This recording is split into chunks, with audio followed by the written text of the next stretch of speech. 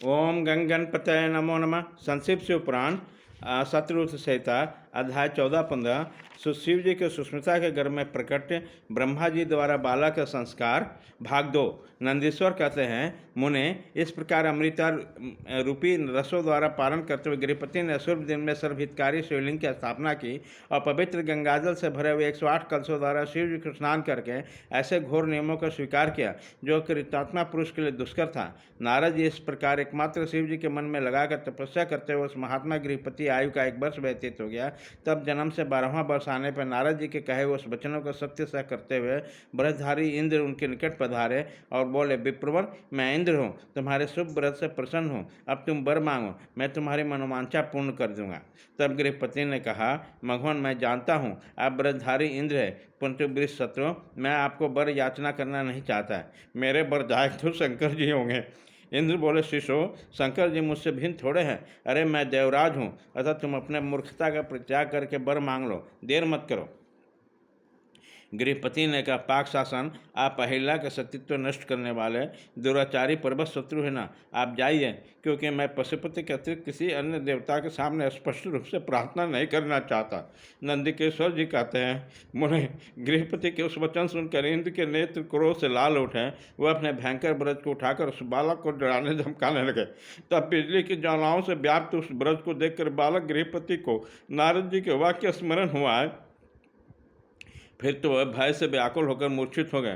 तदंतर अज्ञान अंधकार को दूर भगाने वाले गौरीपति शंभु वह प्रकट हो गए और अपने हस्त स्पर्श से जीवन दान देते हुए बोले, बस उठ उठ, तेरा कल्याण हो। तब रात्रि के समय मुदे हुए कमल की तरह उनके नेत्र कमल खुल गए और उसने उठकर अपने सामने सैकड़ों सूर्यों से भी अधिक प्रकाशमान शंभु को उपस्थित देखा।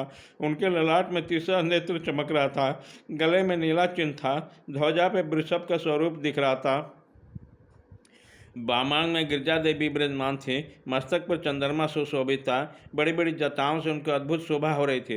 वो अपने आयु त्रिशूल आजमन धारण धनुष धारण किए हुए थे। कपूर के समान गौरवन का शरीर अपने प्रभाव बिखेर रहा था।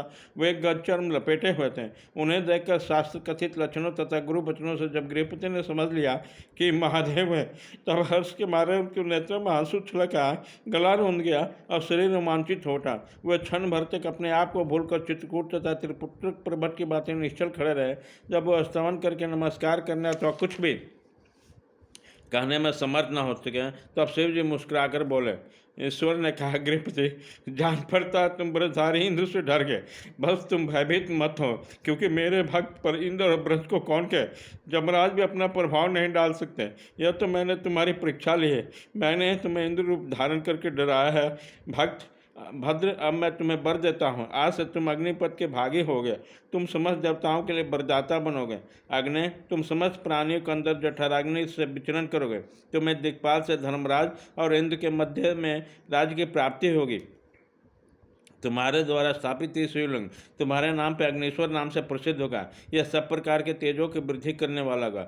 जो लोग इस अग्निश्वर के लिंग के भक्त होंगे, उसे बिजली और अग्नि का भय नहीं रहेगा। अग्निमान नामक रोग नहीं होगा और कभी उनकी अकाल मृत्यु नहीं हुए। काशीपुरी में स्थित संपूर्ण समृद्धियों के प्रदाता अग्निश्वर की भली भांति अर्चना करने वाला भक्त, यदि प्रारब्ध भक्त किसी अन्य स्थान को भी मृत्यु प्राप्त करेगा, तो भी वह वहीं लोग में प्रतिष्ठित होगा। नंदिकेश्वर जी कहते हैं, मुने यों कहकर शिव जी ने गंधक गृहपति के बंधुओं को बुलाकर उसके माता पिता को सामने उसे अग्नि का दिक्पति पद अभिषेक कर दिया और स्वयं उस लिंग में समा गए।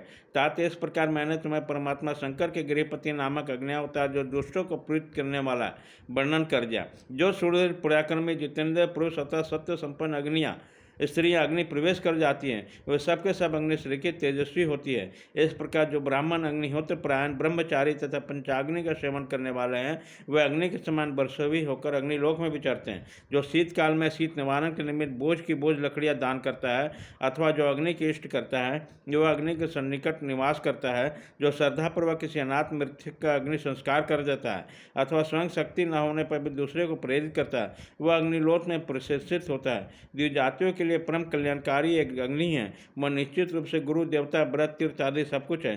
जिनकी अपावन वस्तुएं हैं वो सब अग्नि का संसर्ग होने से उसी क्षण पावन हो जाती हैं। इसलिए अग्नि को पावक कहा जाता है। यह शंभु के प्रत्यक्ष तेजोमयी देहात्मिका मूर्ति है, जो सृष्टि रचने वाली, पालन करने वाली तथा संहार करने वाली है।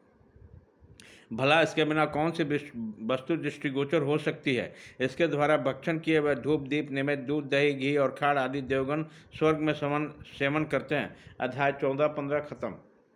भाग 2।